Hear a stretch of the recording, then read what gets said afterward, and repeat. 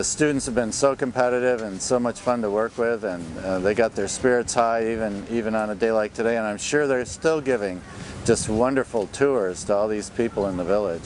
One of the big engineering things we had to look at during the construction design of the house was humidity and air conditioning, because Houston is really hot and humid, and since our house is going back into that community, we really wanted it to be something that would function well in the climate.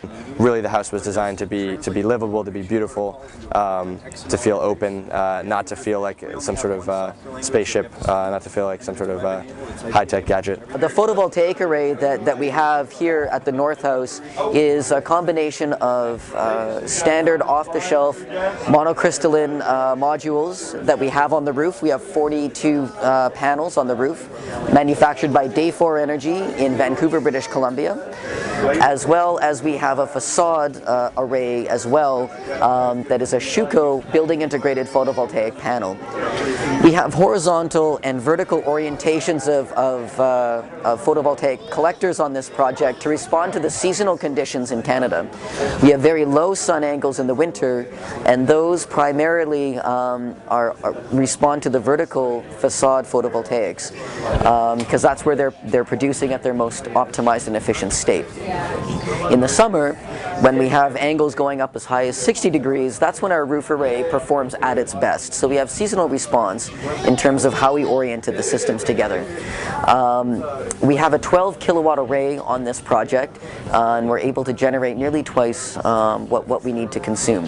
On the roof, we have 60 evacuated tubes and we have 38 PV panels. On a system like today, we're getting about 20% the energy because, well, it's a little cloudy out right now, but on a normal day we get around probably 4,000 watts between the two of these inverters.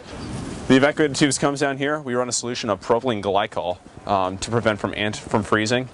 It runs through here, then it is heat exchanger into this tank, which is a 120-gallon tank, and it goes to the radiant flooring in the house. We have 3 areas of radiant flooring, including the kitchen, the living space, and then the bedroom and bathroom. So this here is an example of the Day4 collector that we have on the roof, and we've basically covered the entire square footage of our roof with them. So we have, I would say, around 700 square feet of this collector on our roof.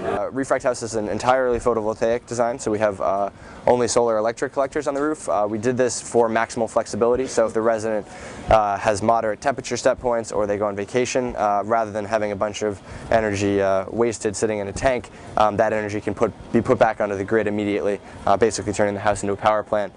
We've got nearly 11 kilowatts of SunPower 225s. Those are back contact monocrystalline silicon cells.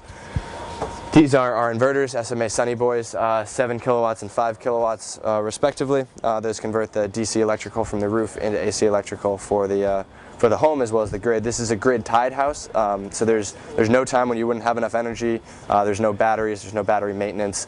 You have power all the time, regardless of the weather, like a day like today. But the house is designed on average over the course of a week or a month or a year to produce more energy than it's using. I'm a Master's of Science student in Interactive Arts and Technology, and I worked on the programming and design of the in-home control system, as well as a web application and an iPhone application, which are used to provide energy feedback, community networking capabilities, and other functions relevant to your home through multiple interfaces, both touch panels in the home, at our kitchen backsplash, at our entryways, as well as through your laptop or other networked computer, and like I said, your iPhone application. So we worked on these systems to try and provide an intuitive, really useful system for the residents of North House to gain energy feedback so they can make better decisions about their energy consumption and conservation behaviors, and also to provide centralized home control so that they could control their lights, shades and blinds, control automation and optimization in the home, as well as do things like set presets for house configurations so that with a touch of a button they could go into a house mode, for example home mode or sleep mode. We wanted to engineer the house in order to enable the architecture, so rather than starting with a box and putting solar panels on it and making it hyper efficient, we started with the design, and we had to figure out how to engineer the house to enable that design. We have used LED lighting extensively throughout the house. It's super efficient, and they last 20 years, which is really nice. All of the lighting in the house actually uses less than 2 100-watt light bulbs, which is something we're really proud of, and it's still bright in here in the evening. You can do all of your usual tasks. So when our exterior blinds are put in automated mode, optimized mode, they use both time of day, latitude, as well as sun tracking to determine what the optimal state of the exterior shades should be. So for example, in the morning when the sun rises, the eastern and southern facades will deploy and then go into either a gain or a block tilt state. For example, if we're trying to cool the home, then they will go into a block state so that they don't bring in thermal energy from the sun. When the sun goes past noon, the western facade will deploy and the eastern facade will raise for the same purposes in the afternoon. Once the competition is over, we are taking our house back to Houston. We're donating it to a nonprofit organization there called Project Row Houses, and they are going to operate it as low-income housing in the neighborhood.